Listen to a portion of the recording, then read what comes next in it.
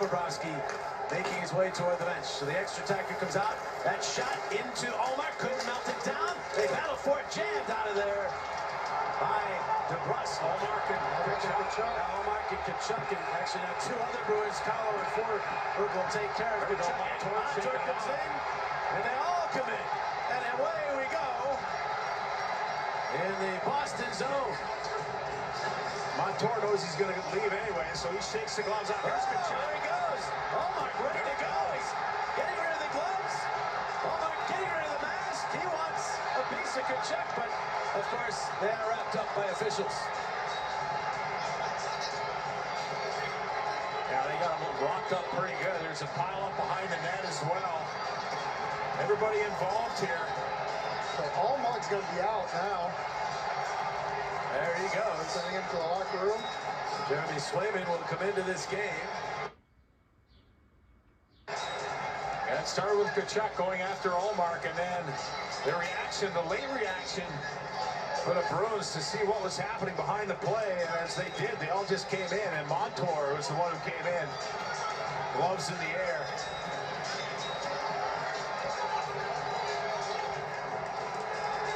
Yeah, you can see the Florida Panthers. Of course, Tkachuk, you know, he's the guy that threw a cross-check earlier on half-away, took the 2-minute minor, he scored a goal after that. He had a great interview with John Luke talking about getting to the front of the net, but he understands and wants everyone to know that this series isn't over. And this is the battle in front.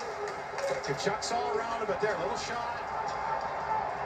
Now he's going nose to nose, and you can see Carlo and Forward in there to make sure that that doesn't happen. Love how Montour comes in, though, JJ. It was a 2-on-1 on Tkachuk. And then Tkachuk, he didn't want to let it go. And Ullmark was ready. Look at him. Hard to get that glove off. Now the helmet's off, the net's off, everything's out of place. Tkachuk still has gloves on, though.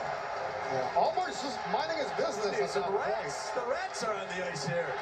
The Rat Attack here in South Florida, back from their trip to the finals in the 90s. Yeah, Bruins chant. Trying to be drowned out by the Let's Go Panthers chant here. High emotion. You know, Tkachuk, he understands what has to be done here in this series. Tries to bring what he's got. And there's Ullmark, a couple pats on the back as he had up with Swayman smile. You gotta sort this out. And yeah, it might take a little while. For the Bruins, they came in here. You know, Florida came out with a good game plan.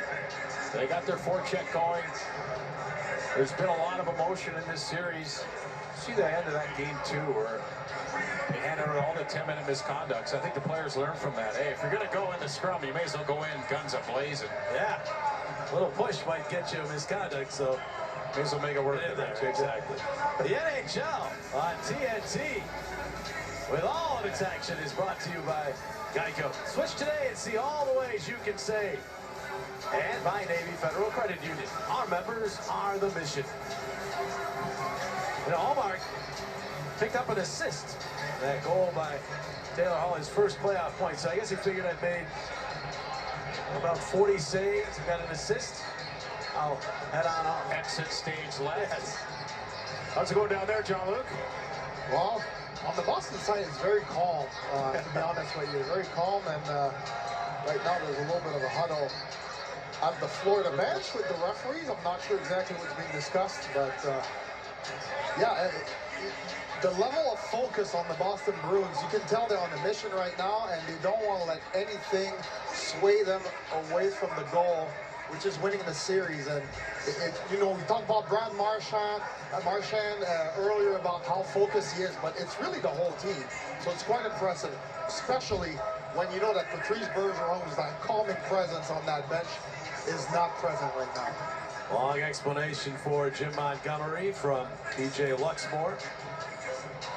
There's Chris Kelly on the right, he's assistant coach, and you know, Patrice Bergeron, the captain's been out for the Boston Bruins on his couch back home in Boston, and he's been in contact with Kelly about things he sees during the game, whether it's a detail on a check or a neutral zone play or something that he recognizes with his teammates. He has such good rapport.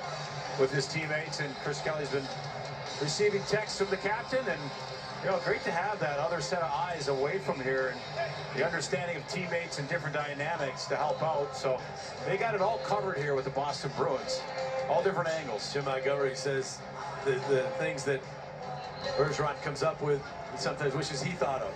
Yeah, that's right. Well, I mean, he's a complete player, and we talk about Brad Marchand and being disciplined, and Marchand gives Bergeron credit in game. He says Bergie will sit there and say, all right, Marchie, you got to settle down. Not now. Now's not the time. He also credits Chara.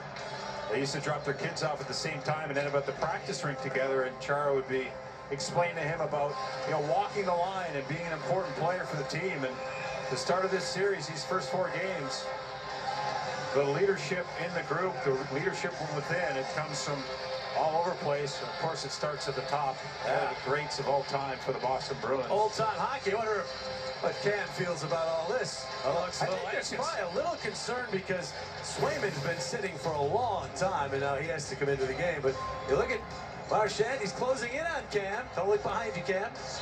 3 goals away from tying for the most goals in Bruins playoff history. What a board. I mean, you got Phil Esposito, 2 current players in Bergeron and Marchand. And then Cam Neely. And yeah, that's a great point by you. Swayman. Wow, this is going to be a power play for the Panthers out of all that. And they've pulled Bobrovsky.